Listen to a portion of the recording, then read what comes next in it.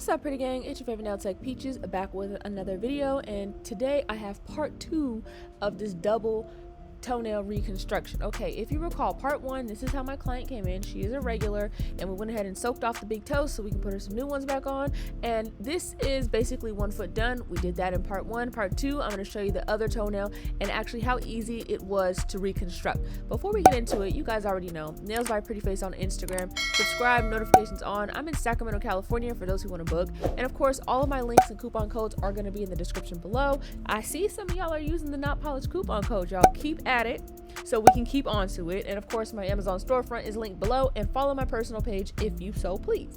So we all know the steps to a toenail reconstruction. Reconstruction, you guys, I'm sorry, I can't speak today.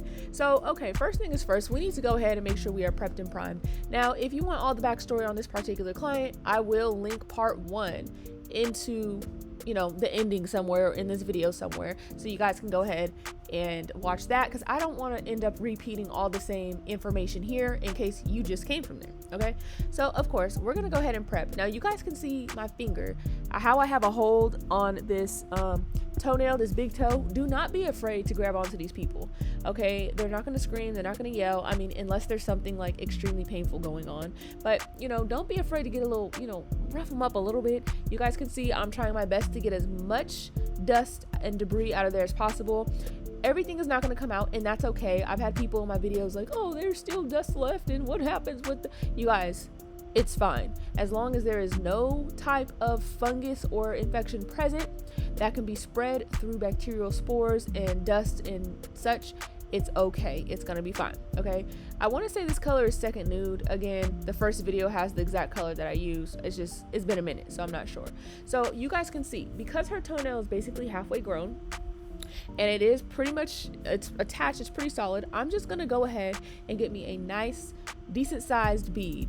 And this is a little loose and it's a little runny. It's gonna look like I don't know what I'm doing, okay, but I promise you I do. So when it comes to toenails that are like this, right, where it's like, okay, it's just very short, I personally am gonna take a solid bead and I'm gonna start attaching it to the very tip of what is there at the very free edge. Okay, so you can kind of see it's a little loosey-goosey, but as it dries up and I'm able to manipulate it, right, I needed it a little bit looser so I can get it into all those nooks and crannies. If you're gonna do it like this, how I'm doing, you need to make sure you get in all of those nooks and crannies around what's there. So you can see, even though the toenail is pretty solid and it's attached really nicely, in those corners of the cuticle area, it's not attached as evenly like the toenail itself. So I need to make sure I get the acrylic in that area so that way there's no gaps or anything like that.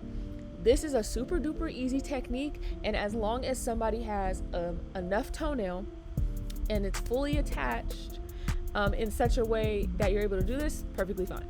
Now, the reason why I lay it on top of the actual toenail itself instead of just straight to the skin is because it gives me some control on how to build. And you want to make sure that everything is like one solid thick mass, so that way underneath all of the acrylic is not drying at different rates, and basically it's not going to be painful or anything. So that's why I started up on top of the actual nail itself, so I can gather the bead and make sure when I flatten it and I'm sculpting it, it's basically one solid mass. You see what I'm saying? So the good thing about this also is when I go in for soak offs, because it's only like kind of barely attached around the toenail right there. Oh my god, people need to, sorry y'all. So yeah, you just want to make sure it's attached really nicely around that. So when we do the soak off, we really have to just soak off enough so that way the whole enhancement will come off itself, if that makes sense, once I file it down, and it's really easy removal. So at this point you can see the acrylic has stiffened up enough to where I can focus on fully shaping it, and that's what you want to do. You guys can see this is super quick and super easy. It does take practice and skill, I'm not gonna hold you, but if you can get this down, it will make your life easier. Okay, now you guys can see we still got that hump up top and the acrylic is only attached so far, right? So we need to make sure we add the acrylic in the cuticle area, right? We don't want it too thick because that's already where there's the most bulk. So what we're trying to do is disguise the bulk of the nail and make everything look as even as possible. Although from maybe certain angles, you will be able to see like, okay, maybe it's not the most flat, but this is how we disguise that. So once we put the bead there so that the enhancement can be fully enhanced, we're going to bring down the excess, and that's going to further go over that point of demarcation where the nail enhancement is versus the nail tip. So for that, this is very useful. We're gonna need to clean up the cuticle area. Right, you guys, I'm sorry, it's just somebody is literally messaging me questions that can easily be answered by looking on my page, you know what I'm saying? So every time I'm reading the message, I'm like, really just want to say like, hey, if you're looking for pricing, instead of asking me about every single little set you want, can you go ahead and just look at the price highlights? You know what I'm saying? Anyways, that's neither here nor there. We're gonna keep moving. So at this point, because this client also does have some discoloration of her the nail that she does have there, mind you, nothing can get rid of discoloration. The only thing that can do that is either you're going to polish over or you're going to use a very dark acrylic color. Okay, I just want to throw that out there because clients will typically, what color can I choose that's going to cover this? Baby girl, almost none. Okay, so I'm going to add one more extra bead just so that way when I go in and file, the color is not going to, what little color that can cover is not going to file all the way off. So with this method, you're just going to have to use your own personal discretion. It's all going to be about not using too much acrylic.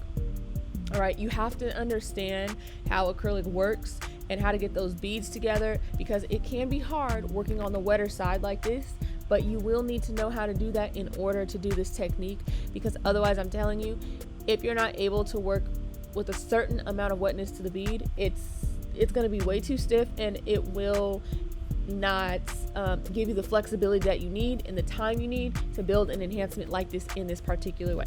So although it looks extremely easy, it does take some actual technical skill, so that way it can look as natural as possible. Okay, so I did include filing and shaping, that whole process. I did not include doing the French tip. That is also in part 1. I went ahead and showed that on the first toe, and so you can go ahead and find that there. Now I will say, right, I understand the French is a little extra thick on this client, and I will say this is like around standard thickness that I do. The only thing is the way she wanted the sides to be, it's kind of abrupt. It doesn't like carry down too far. So that was, like I said, you can see the first video, that was kind of a part of her personal preference, I guess you could say. So when we're going ahead and filing, right, doing our finish filing, you want to take care to be really, really good about sealing the cuticle areas. And it's not also about just sealing it so they don't come off. You want to make sure we are debulking appropriately. So you guys can see me going around, I'm shaping the apex area, because the thing is, well, we're not actually doing an apex for reals. I'm just saying that is the general area you're seeing me in, right? Is because we want to achieve a really natural, nice look. We don't want anyone to look closely and she getting her toes sucked on and they're in the back of somebody's throat. And they're like, girl, what the hell is this Humpty Lumpty Bumpity thing? Okay, we don't want these looking like the chop shops. We just don't want it to look too clumpy. Now you can see, we understand, we can kind of see where that where the enhancement is starting, or we can see the discoloration. There's nothing we can do about that. All we can do is provide a nice and even enough surface so that way if somebody happens to be all in her business, it's not going to be too bad. So if you feel at a point that something's not dry, stop and move on to the next toenail just for a second. So just a good rule of thumb is by the time you get to the pinky nail, the big toe is going to be pretty like ready to be filed and shaped for the most part. So typically the first 2 toenails will be good to alternate and work on while everything else dries, and so on and so on. So at this point you want to be careful because we don't want to cut nobody up. Okay, these are 80/80 grit zebra files, right, from my nail supply. I'm trying to feel how much further down is everything dry, because you guys, this appointment took so long that I want to say by the time I got to this foot, even starting, I had maybe like 15 minutes left into the next appointment. Luckily I did have space in between her and the next person, so it was fine. But listen, stuff does happen. Okay, so I'm just shaping what we already have laid down there, which is really important that when the acrylic dries, you take the time to be careful and to shape accordingly. Do not cut corners. You will build up your how do you call it, your speed and your quickness as doing this. We want to get to the point where everyone is not taking 5 hours just to do a reconstruction, and we want to make sure these reconstructions can last. This will last 4 to 6 weeks if done correctly. Okay, the cuticle has to be flush, the enhancement has to be flush, the underneath won't bother anybody as it grows out. These are things that matter. Okay, I'm hoping this technique helps somebody that's ready for the next stage of, you know, growth in their reconstruction journey or their acrylic toes journey. All the techniques I'm telling you guys and showing you guys my work improving, it's not through watching other people's videos, I'll tell you that much. It's just from figuring out and doing it in the moment, and my own knowledge increasing as I improved over time. So keep that in mind too. If this doesn't help you, that's okay. Like, everything online should not be your end all be all, you know? So once we're done shaping and filing, we're gonna have to spray these down with some alcohol spray, and we're going to dust them off real good so we can go ahead and French tip and top coat. This is the final result of the enhancement. I hope you guys enjoyed this video. I have plenty of videos coming for you guys. It was spooky season, and I'll see you in the next one.